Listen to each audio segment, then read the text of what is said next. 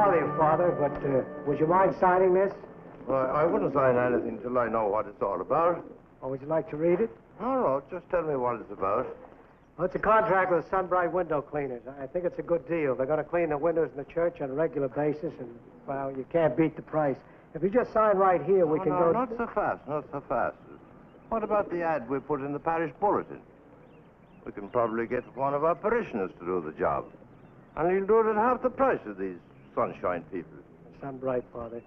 That was a fine idea, but we haven't had a single answer. Meanwhile, the windows aren't getting any cleaner.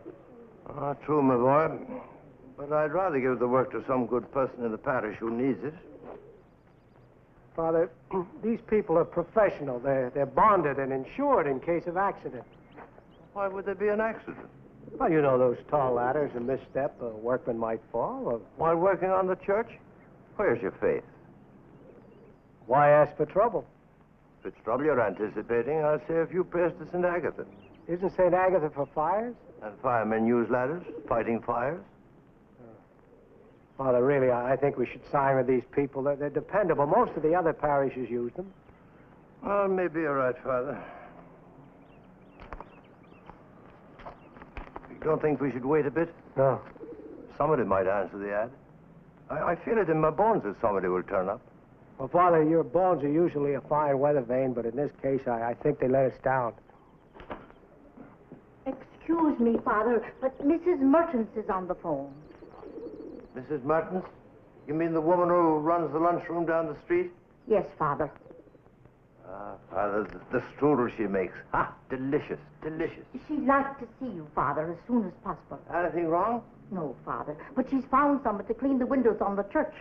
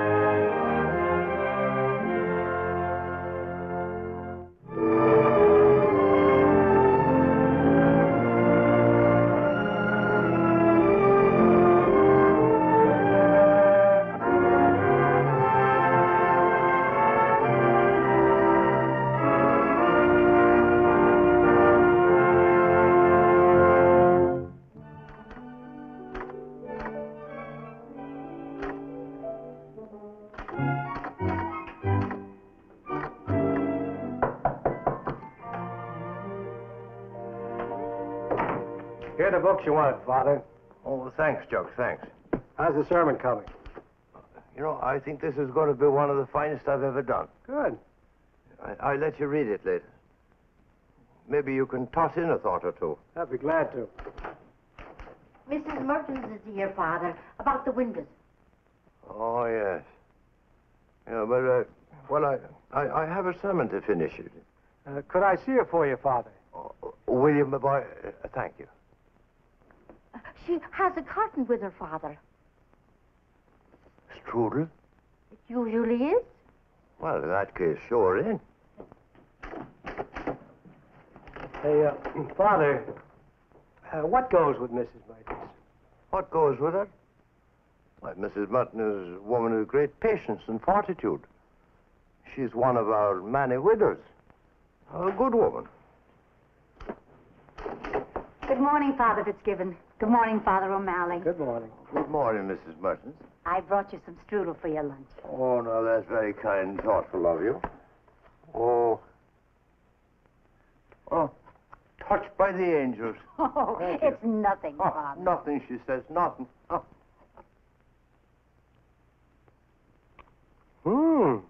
Delicious. Mrs. Mertens, is there something I can do for you this morning? Well, you see, I've always talked with Father Fitzgibbon. Oh, well, come now, Mrs. Mertens. It's time you got to know Father O'Malley better. He's topped, you know. Father Fitz, this is a matter of the utmost delicacy. And you have had experience with the party involved. No offense meant, Father. Well, not at all, Mrs. Mertens. I have some calls to make. I'll give this to Mrs. Featherston.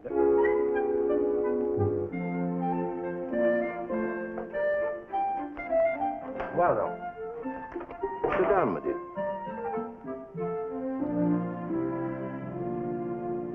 Now, Father, I saw the ad in the parish bulletin. Now, Mrs. Mertens, you don't tell me you're offering your services as a stained glass window washer. Oh, no, Father. I came to see you about someone else. I see. You're not speaking on behalf of that shiftless braggart, Willie Hanratty. Yes, Father. Mrs. Mertens, I'm surprised at you. You, a woman of intelligence and refinement, still associating with the likes of that Willie Hanratty. He needs someone, Father. He's all alone in the world. And why is he all alone in the world? Because no one can trust him. Father, would you believe me if I say he's a changed man? He's always a changed man when he wants money to buy whiskey. And now, if you'll excuse me, Mrs. Mertens, I must get on with my sermon.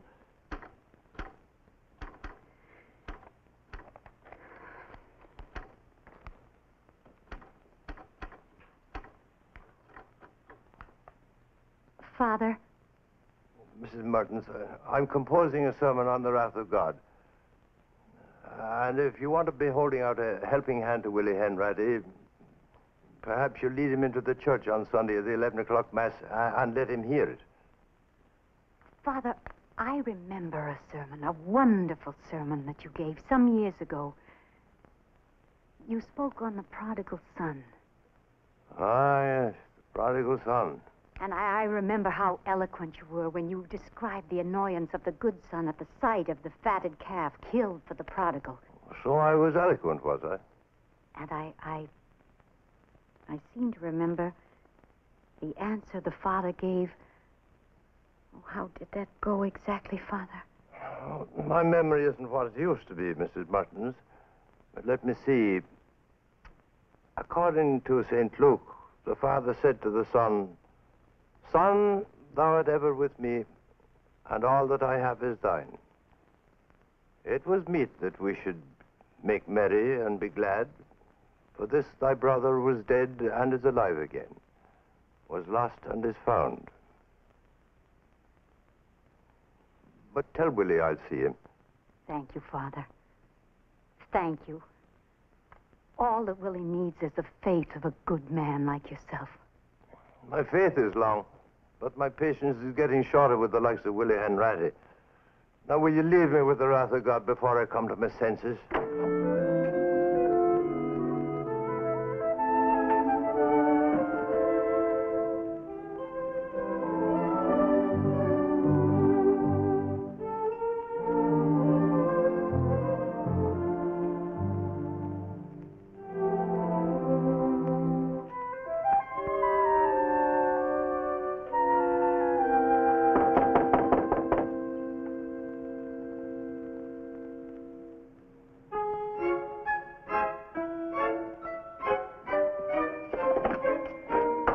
Willie Hanratty. Ah, the top of the morning to you, Mrs. Featherston. And what would you be wanting here? Don't go getting your feathers ruffled, Mrs. Featherston. Come off it, Willie. That Irish vaudeville brogue doesn't work on me. What do you want? I have an appointment with himself. Father Fitzgibbon? The same. We'll see about that. You wait here.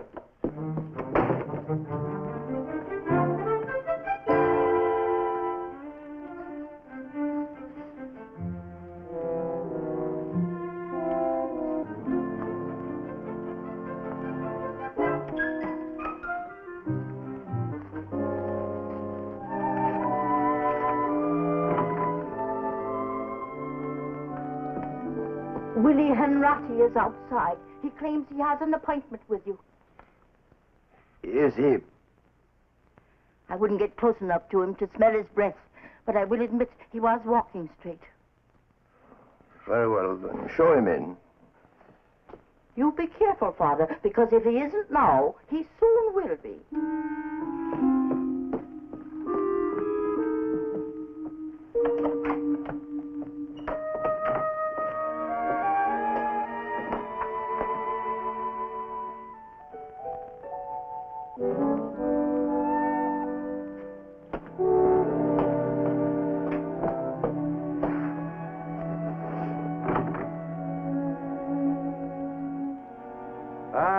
Fitzgibbon. A pleasure it is to gaze upon your saintly, shining countenance. The church would be making a grave error to be sainting a priest who would entertain the thoughts that I'm entertaining at this very moment. Oh, Father, 'tis a changed man I am.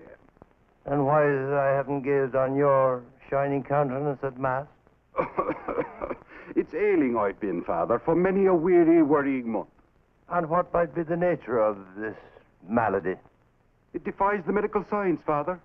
Sometimes I'm afflicted with a gigantic catch in my chest, and my breath comes short and shattering. And you are afflicted with dizzy spells, I shouldn't wonder. Aye, like a whirling dervish was spinning around in my brain. And when you walk down the street, your legs wobble, and you have difficulty putting one foot in front of the other. Father, I swear on the grave of me saintly mother that I haven't touched a drop of the creature since the wake of Francis Patrick McCarthy. God rest his immortal soul, and a proper wailing wake it was, too. Oh, come now, hanratty. You know and I know there's not a grain of truth in what you're saying. You're a rogue. But you have a grand way with the mother tongue. Aye. But 'tis a pity you never heard me grandfather O'Hara from Kilkenny.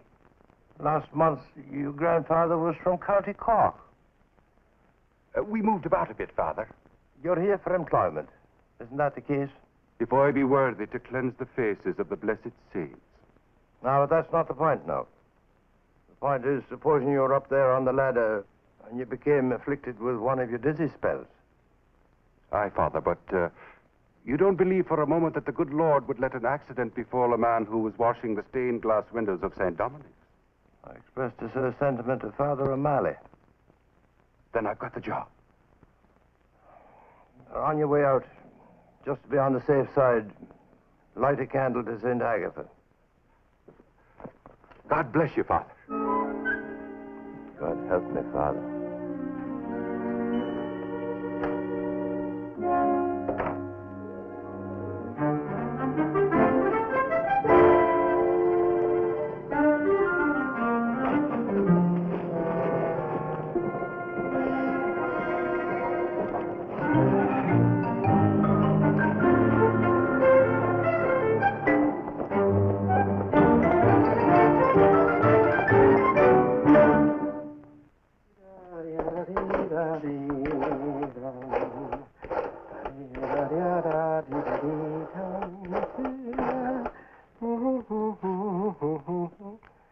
Mr. Wilson, please. Wilson speaking. Oh, hello, Father. My boys will be there Monday to start the job. What's that?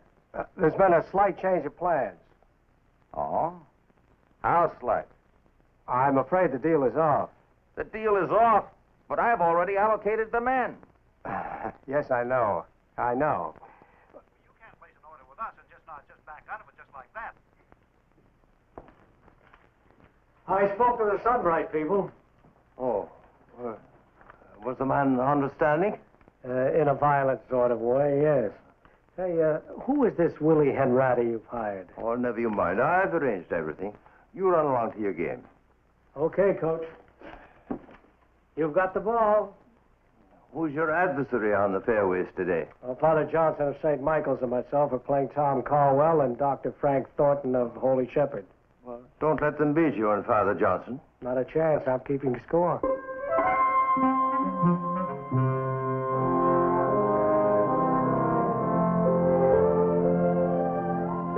Any of you know a good painter? I need some work done over at the center.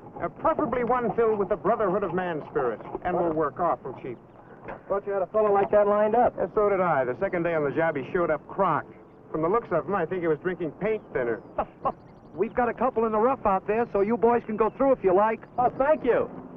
You're honest, Chuck. No fair praying. Say, maybe you know him, a neighborhood character named Willie Hanratty. Willie Hanratty? Willie Hanratty? Did I say a bad word? Sure looks like it. Do you know him, Frank? I first met him a couple of years ago. I got a call at the parsonage. The man said he was a member of our church, and he found a wallet with some cards, Social Security cards and so forth, and $40. He gave me his phone number in case the owner showed up. Go ahead.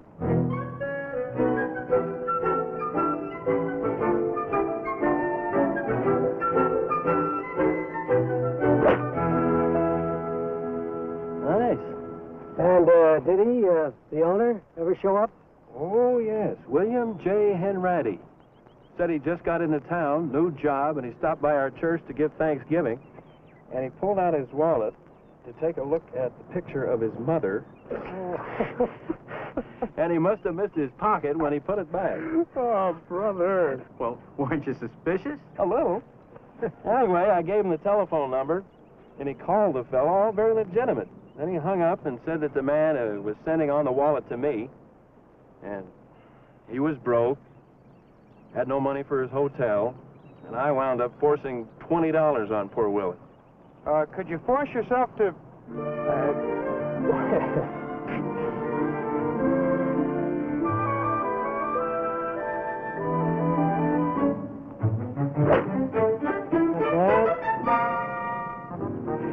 And you never saw him again? Well, when the wallet didn't show up the next day, I went looking for him, and there he was in front of Tim Moriarty's bar and grill on the curb with an empty pint bottle in his hand, singing at the top of his lungs, "The harp that once threw Terra's hall." Well, what did he say when you confronted him? He wound up giving me a fine lecture on the evils of human nature.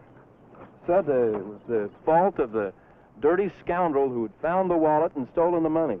I didn't see him again for months.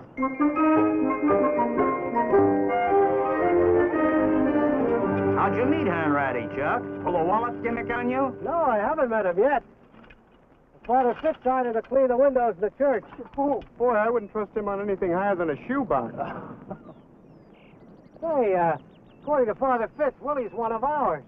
What's this bit about him being in your church when he lost his wallet?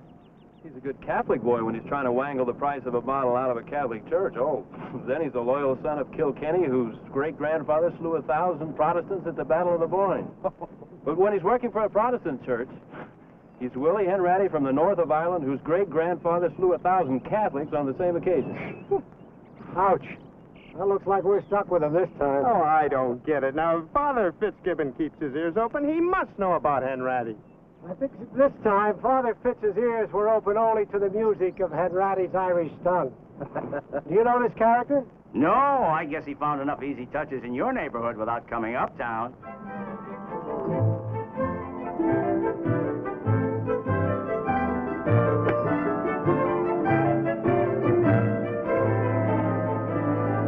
You can play that one on Hanratty.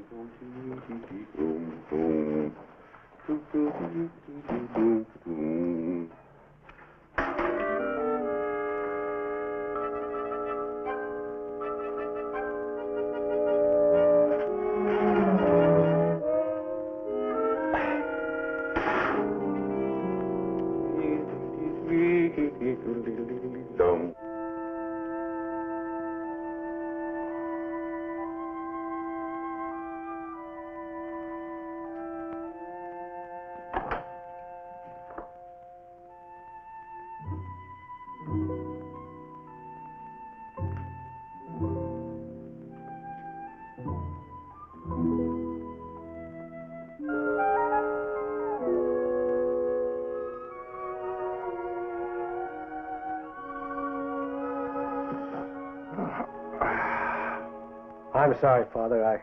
I didn't mean to disturb your nap. I was meditating. Well, I'm sorry to have disturbed your meditation. Well, that's all right. Well, tell me now, did you and Father Johnson emerge victorious on the green? We lost, thanks to a certain Willie Hanratty. Willie Hanratty? What has Willie Hanratty to do with your golf game? On the 16th hole, I found out who and what he is, and I blew the last 2 holes. What did your friend say to you that made you blow the last 2 holes? Willie Hanratty seems to have made quite a reputation for himself as a neighborhood drifter. He'd do anything for the price of a drink. And your friends repeated this idle gossip? Dr. Thornton had a personal run-in with Hanratty. Then he should heed the advice of Geoffrey Chaucer. The first virtue, son, if you would learn, is to retrain and keep well thy tongue. And I seem to remember another passage. "'Tis man's duty to his brother to warn him of another." That doesn't sound like Chaucer. It isn't. Who said it then? Father Charles Francis O'Malley. All right, my boy. Willie Hanratty will do anything for the price of a drink. But I want to tell you he's had a pretty sad life. Ran off to sea as a boy. When he came home, drifted from one job to another. His dear parents died. I tell you, with all his faults, there's good still in Willie Hanratty. Father, I think you're letting the Hanratty charm close your eyes to the Hanratty faults. From what I gather, as long as he can get the price of a drink, someone to feed him, and a place to sleep, he'll just go on and on drifting off to Skid Row. No, Chuck. I think I have him on the right track. And I owe it to his mother to get him straightened out and off the bottle. I had a long chat with Willie this morning. I think he'd come around to our way. He hasn't been to church in years. I know, but give him time. Here's a man fighting off the curse of drink. He needs all the help we can give him if he's to come around. Well, I hope your faith is rewarded, Father. He needs the faith of all of us. And this employment we give him, small as it seems, is just a symbol of the confidence that man needs. Father, would you mind if I said that you're quite a guy? No. I take it as a compliment. And Willie's close proximity to the faces of the blessed saints up there in the stained glass windows, I see a fine reformation in the offing. Watch it, Father. We got burnt by a reformation once before.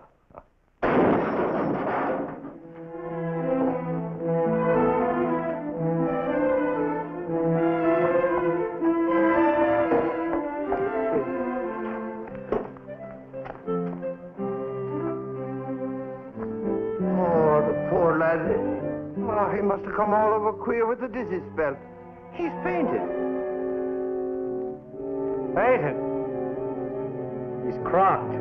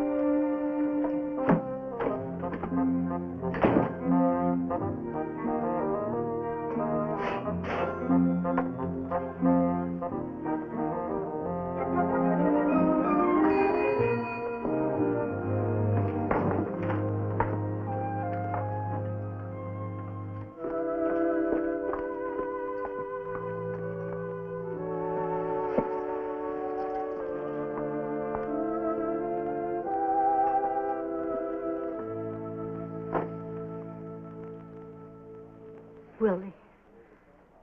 Willie, how could you do it? Do what, might I ask? There's no use pretending. I went by the church to take you one of the bear claws you like so much and see how you were getting along on the job, and Father O'Malley told me he had to let you go. I assume those priests told you that they gave me the sack because I'd been drinking. I suppose you wouldn't believe me if I told you that I hadn't been drinking. If you told me you hadn't been drinking, I'd believe you. Constance, you're the only one who believes in me. I can't lie to you. Then you were drinking. I had one wee drop, but only to fortify myself against the fear of the height. Oh, I see. Remember me telling you that I was an ordinary seaman on the SS Caribbean? Willie, you always had some wonderful stories about your days at sea. It was then, I suppose, I became prey to the fear. I was standing on deck one day, looking up at a seaman painting the main stack. I waved to the man, And 'twas then I realized he'd suffered some sort of a seizure and couldn't lower himself down. So, acting purely on humane impulse, I climbed up to him. It was 50 feet or more above the deck, and I stayed with him, hanging by one hand and a toe. And when the seizure was over, I lowered him down. Willie, you never told me that before. I didn't want you to think that I was a boastful man. Willie, I think you're a good man. Well, I may not, strictly speaking, be a good man, but I'll have you know this. I'm my own man. Willie, if you only stuck to something, if you just gave things a chance, I'm sure things would work out for you. Exactly, what are you getting at? I want you to call the rectory and ask him to give you another chance. Not on your life. Can you hear me saying, please, Father? Can you find it in your holy heart to give this penitent sinner another chance? Well, if you can, I can't. Willie, I believed in you for 10 years. For 10 years, I tried to help you. Aye, that you have, Connie. And now all I'm asking is for you to call the rectory. And if you don't... Oh, so 'tis threatening me now she is. Call it what you like. But like it or lump it, Willie Hanratty.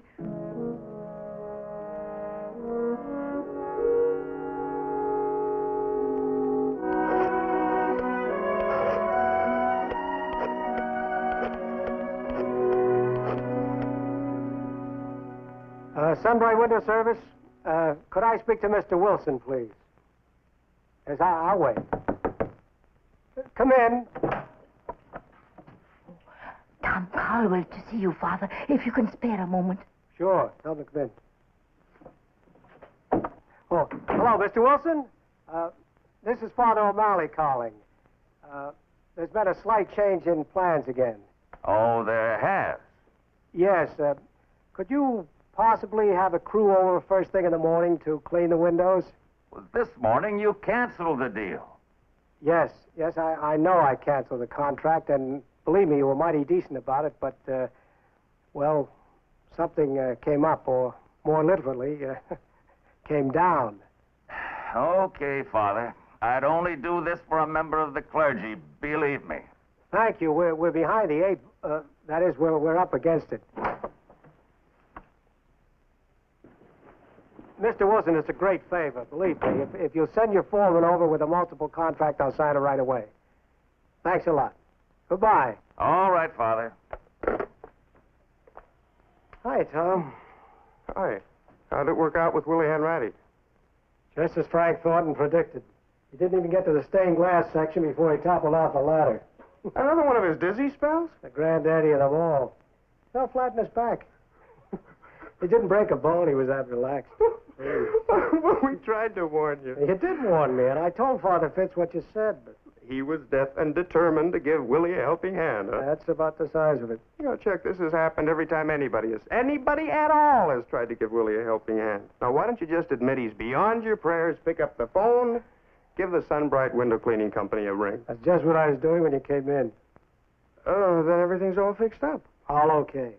That is too bad. I had hoped to see you up on the scaffold with a bucket and sponge. My pal. Oh, say, if you do set eyes on our friend Hanratty again, you might mention that while he was painting over at the center, 2 silver trophy cups were missing. You think he copped them? Well, I don't know. But he and the cups both disappeared at the same time. And I know he has a weakness for cups, if you dig what I mean. I dig.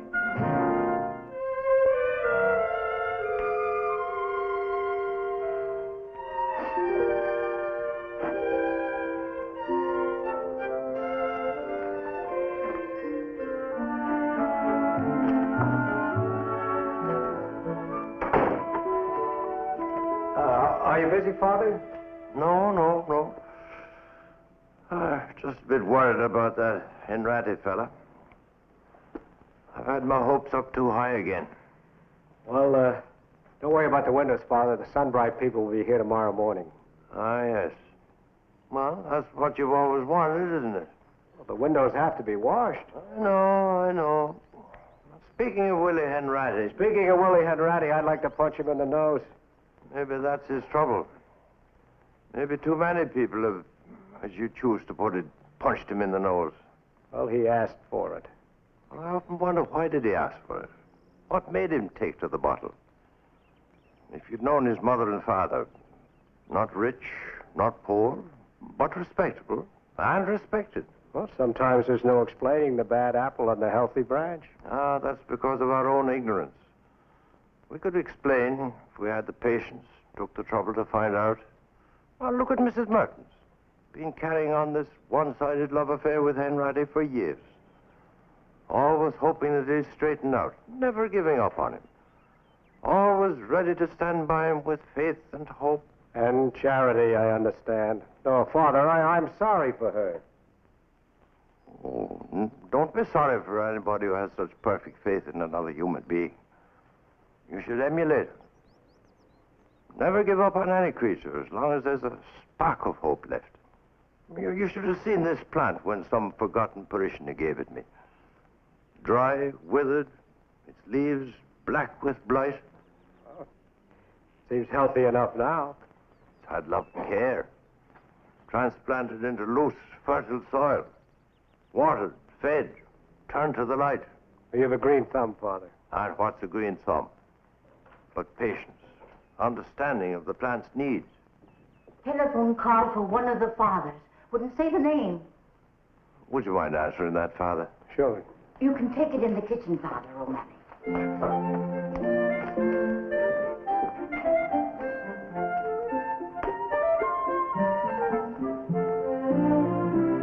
What's that?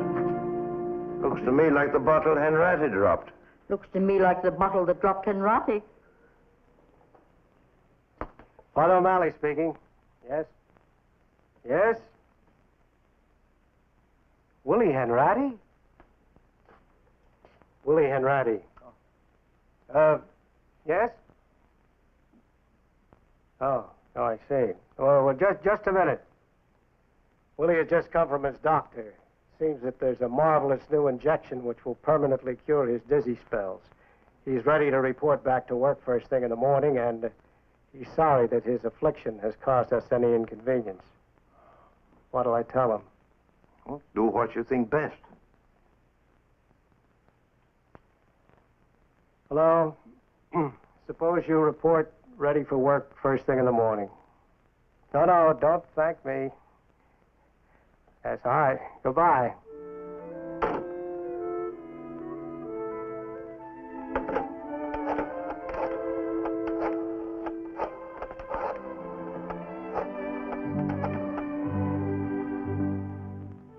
Hello? Sunbright?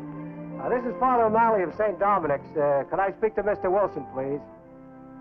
The harp that once through Tara's halls the soul of music shed, now hangs as mute on Tara's walls as if that soul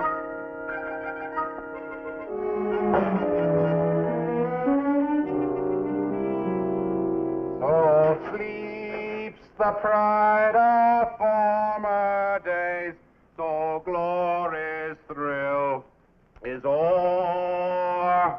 The harp that once through Tara's halls the soul of music shed, now hangs as mute on Tara's walls as if that soul were fled.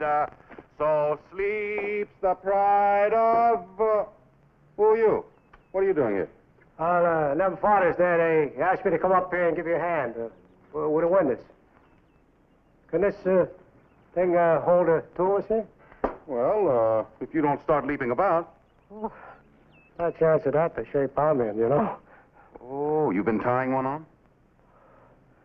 I guess one was tied on me, huh? Well, take it easy for a bit and let the fog lift natural-like. I'll slip your belt as soon as I know the boys with the turnaround collars aren't spying on us. Why, would you believe it? Hanratty has been taken in by the deception. Did Father O'Malley make it up to the scaffold all right? As if he were climbing Jacob's own ladder. What kind of a line did you hand them? When I got out of the hospital, I found somebody taking my job, and I needed a few bucks, you know. And they fell for it? They fell for it. I guess the young one isn't as sharp as they say he is. I guess not.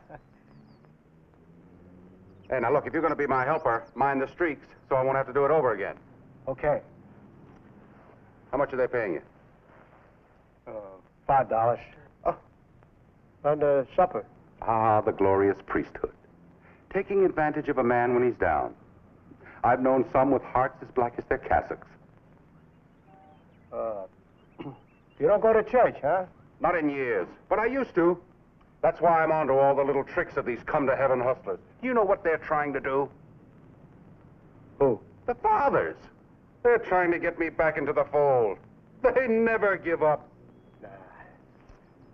Well, maybe they're trying to help you. Well, they needn't. They've met their match in Willie Hanratty. What's your name? Chuck? Now, Chuck, watch it when you go inside for your square meal. Watch it. Well, you being weak and off your guard with a hangover, they wouldn't miss the opportunity to try to convert you. Oh, well, not much chance of that. That's the spirit. And, speaking of spirits.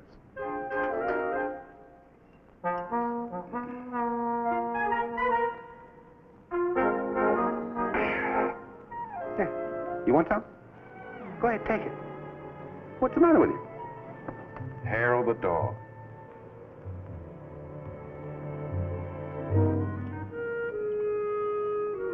It seems to me, Father, that's above and beyond the call of duty. That's pretty strong stuff, huh? What do you expect for 70 cents? Bottled in balm?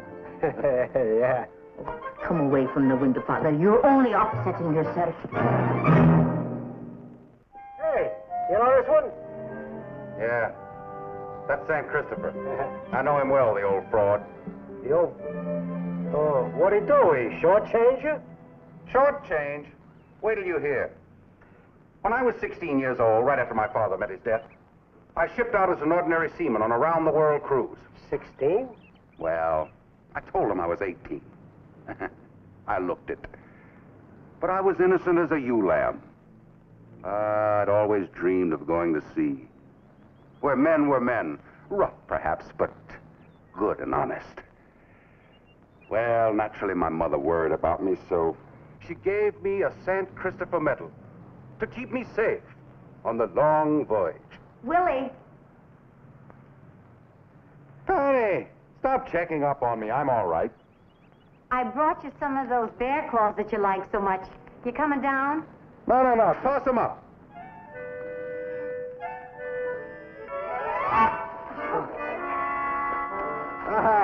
Dizzy Dean couldn't have done better in his heyday. Well, I better be getting back to the counter. Be careful. Don't worry. I'm all right. Let's see now. Where was I? You were telling me about when you were a boy at sea. Had I come to Mr. Humphrey? Mr. Humphrey? Well, he was the second mate. Button shining, his cap cocked to one side. And I could see myself one day in a uniform like that, and common seamen like myself saying, "Aye, aye, sir," to me. Mr. Humphrey couldn't help noticing how I admired him. And he took a great shine to me. And every time we put into port, he'd keep me from going into places I shouldn't go into. Sort of like a father to you, huh? Yeah, you might say that. And every payday he suggested, so I wouldn't fritter it away, that I give him most of it so he could put it in the purse's safe for me. That way, I'd have a huge sum when I got back home. Well, makes sense to me. Yeah. Then we made port. I said, "Mr. Humphrey, I'll take my money now, and thank you very much for keeping it for me." And he says, "What money?" And I said, "Why, all the wages I gave you to keep for me." And he says, "You never gave me any money." Just like that. And I just looked at him, and I didn't know what to say. And then he says, "And don't go getting any notions of going to the purser with your crazy story. Remember, it's your word against mine, and I'm a respectable officer, and you're just a punk kid." Well, what did you do about it? What did I do? I hauled off and I knocked him flat. But he was a big man, and he got to his feet and beat me to a pulp and kicked me all the way down the pier. So I went to the owners of the line to lodge a complaint. And what do you think they did? What? They blackballed me for striking an officer. And there went my fine dream of a life on the ocean wave. Father Fitzgibbon. I was just admiring the beauty of my roses. Well, whatever it is you're doing, I don't think any good can come of all the play acting that's going on up there. And I think the bishop would frown upon it. Well, I respect your opinion, Mrs. Featherston, but leave the bishop to frown for himself. I came home to my mother empty-handed. And what did she say? It was God testing me. I said, "But Ma, aren't you disappointed at your loss?" And she said, "How can I be disappointed at the loss when I didn't know I had it to lose?" She was a maddening good woman. Was she happy? Of course she was happy. She never saw enough of the world to be anything but happy. And you saw just enough of it to make you unhappy. Now, what do you mean by a crack like that? Father O'Malley! Father O'Malley! Beat it, kid. The priests are all inside saying their beads. But that's Father O'Malley up there. What do you want, Timmy? Do I serve the 6 or the 7 tomorrow? The 7, Timmy. Thanks, Father. Sure.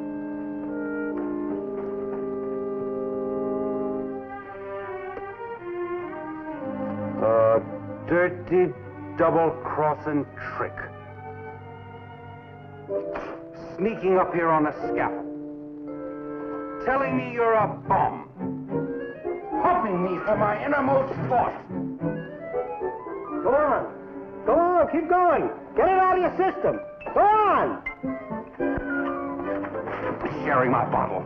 Taking me in with your hard luck story. So you can dish it out, but you can't take it. Is that it, Willie? Well, now, what does that mean? It means for years you've been getting by on those phony hard luck stories. Phony, you're calling me, eh? Well, I wouldn't be using that word with Willie Hanratty. I'm Irish, see? And I have an ungovernable temper. Willie, I'll match my temper with yours any day of the week, so take it easy or I'll have to land you in that bush again. Okay, now, suppose you hear my story, huh? I'm all ears, Father. Willie, there's not a man alive who hasn't been double-crossed at least once in his life. I know I've been. Of course, I was a little older than you, 22. Well, what'd you do to the dirty double-crosser? I beat the tar out of him. Well, he must have been a smaller man than Mr. Humphrey. That's not the point. The point is, I forgave him. And why would you want to do a fool thing like that? Because if I hadn't, maybe I'd be carrying around my hatred and bitterness all the rest of my life. Maybe I'd be trying to run off and hide in a bottle. You know why I drink, Father? Because I can't stand my miserable, sneaky fellow human beings.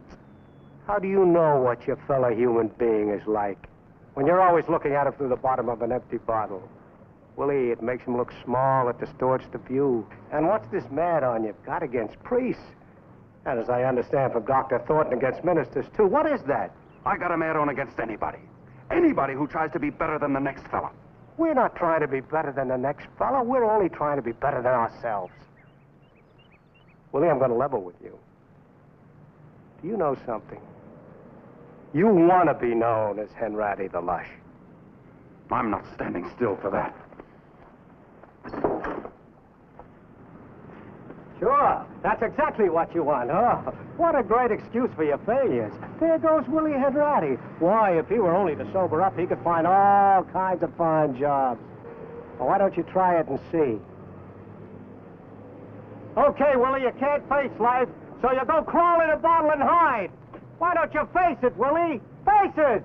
You wouldn't think the priests would have people like that working for them.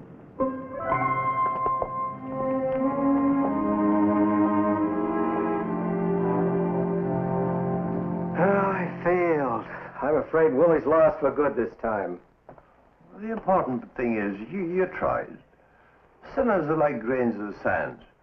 You pick up a handful, and no matter how tight you hold your fingers, some of the grains slip through. No, it was my fault. I didn't play it right. Now, Father, I've known missionaries in China who in 10 years never baptized a single pig. Then the man who followed them would baptize 10 in one day. Some sow, some reap. That's the way it is. You're being kind, Father, but let's face it, I goofed. Goofed. There you go again. I'll get it. I'll get it!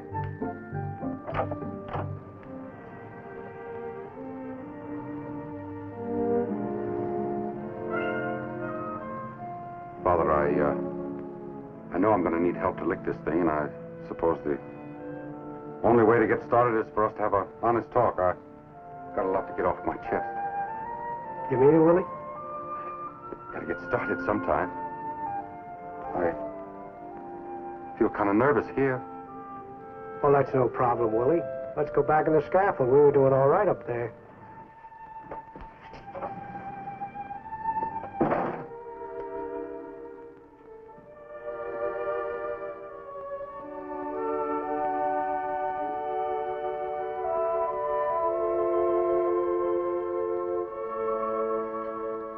I can't believe it.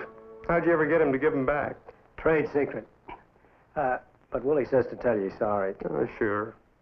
Chucky had to be awfully desperate to take something like this for a drink. Yeah. Tom, if he comes around, help him out, will you? I think if we do, he won't get that desperate next time. You bet. I have a weakness for Willie. Well, like they say, there's a little larceny in all of us. A little larceny? Oh. Where is he now? He's on his way over to make his peace with Frank Thornton.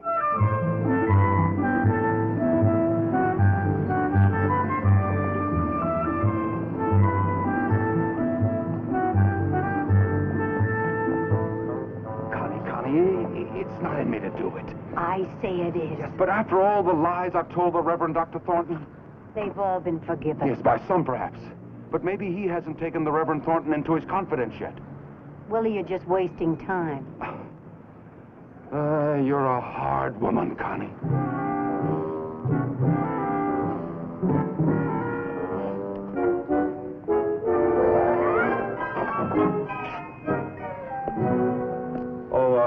Excuse me, Your Reverence, but I was wondering if you might have some odd jobs for me. Well, I'm surprised to see you here. I'm as surprised as you are. So it's Willie Hanratty from the north of Ireland. Willie Hanratty, whose great-grandfather slew 1,000 Catholics at the Battle of the Boyne? No, Your Reverence, it's Willie Hanratty from New York. And my great-grandfather slew, well, to be exact, 4 Protestants upon that sad occasion. Only 4? Yes, that's the truth of the matter. How are you as a painter, Willie? How am I as a painter? Why, once, single-handed, I painted the mansion of... I'm a fair painter, Your Reverence. Well, come on in. We'll see what you can do with the Sunday school room.